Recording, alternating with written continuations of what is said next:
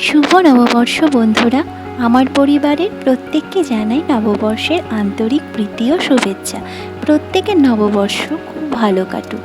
আজ আমি যে ভিডিওটি করছি সেটা না রান্নার ভিডিও না গানের ভিডিও, একটু অন্যরকম।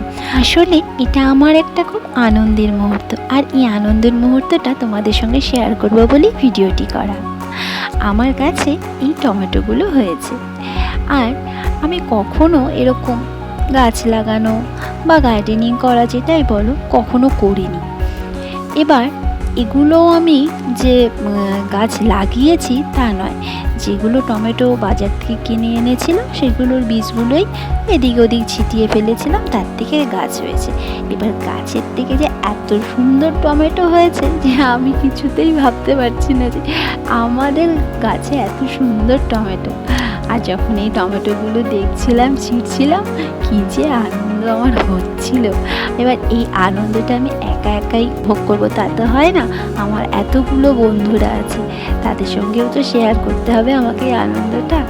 তাই আমি ভিডিওটা তুলেছি। এই দেখো আমার সেই ছোট্ট একটা বাগান, যেখানে বলতে পারো যে আমি কোনো কিছুই কিন্তু লাগাইনি যে গাছ হবে এই ভেবে নিয়ে লাগানো, সবই ছড়িয়ে ছিটিয়ে ফেলানো, তার থেকে উঠেছে এরকম।